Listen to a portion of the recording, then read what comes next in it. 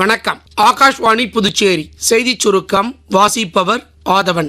France நாட்டின் Evian நகரில் நடைபெறும் 52வது G7 உச்சி மாநாட்டில் பிரதமர் திரு நரேந்திர மோடி இன்று பங்கேற்கிறார். G7 நாடுகளின் தலைவர்கள் மற்றும் இந்தியா, பிரேசில், தென்கொரியா உள்ளிட்ட நட்பு நாடுகளின் தலைவர்களும் இம்மாநாட்டில் பங்கேற்க உள்ளனர். பிரதமர் திரு நரேந்திர மோடி மற்றும் ஸ்லோவாக்கியா பிரதமர் திரு ராபர்ட் ஃபிகோ இடையே நடைபெற்ற பேச்சுவார்த்தையை தொடர்ந்து டிஜிட்டல் தொழில்நுட்பம், பாதுகாப்பு உள்ளிட்ட 11 துறைகளில் ஒப்பந்தங்கள் கையெழுத்தாகி உள்ளன.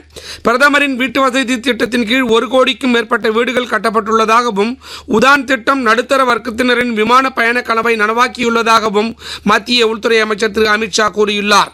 இதேபோல் வந்தே பாரத், நமோ பாரத் போன்ற ரயில் சேவைகளும் நடுத்தர வர்க்கத்தினரின் நலனை கருத்தில் கொண்டே அறிமுகப்படுத்தப்பட்டுள்ளதாகவும் அவர் தெரிவித்தார். எல் நினோ வெப்ப சூழலிலும் நாட்டில் போதுமான அளவு உணவுப் பொருட்கள் கையிருப்பில் உள்ளதால் உணவு பற்றாக்குறை ஏற்படாது என்று மத்திய நிதியமைச்சர் திருமதி நிர்மலா சீதாராமன் கூறியுள்ளார்.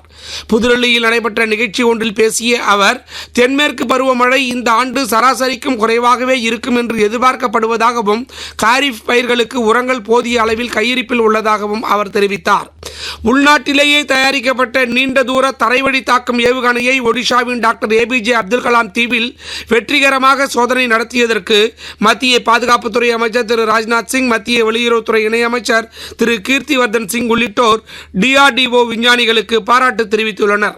பிரதம மந்திரி மாத்ரு வந்தனா திட்டத்தின் கீழ் 4ஆம் மாதம் பூர்த்தியடைந்த கருவுற்ற தாய்மார்கள் இன்று புதுச்சேரி கம்மன் கலையரங்கில் நடைபெறும் ஜன் கல்யாண் 2026 விழிப்புணர்வு நிகழ்ச்சியில் பங்கேற்று பதிவு செய்து கொண்டு பயன்பெறுமாறு மகளிர் மற்றும் குழந்தைகள் மேம்பாட்டுத்துறை இயக்குநர் திரு சத்தியமூர்த்தி வெளியிட்டுள்ள செய்திக்குறிப்பில் தெரிவிக்கப்பட்டுள்ளது. இத்துடன் இந்த செய்திச் சுருக்கம் நிறைவு வருகிறது.